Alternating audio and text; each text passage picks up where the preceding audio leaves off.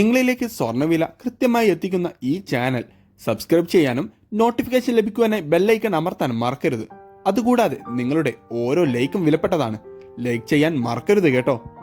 സ്വർണം വാങ്ങാനുള്ളവർക്ക് നിരാശയും വിൽക്കാനുള്ളവർക്ക് വമ്പൻ ലാഭവും നൽകിക്കൊണ്ട് വിപണിയിൽ ഉഗ്രൻ വർധനമാണ് നേരിട്ടുകൊണ്ടിരിക്കുന്നത്.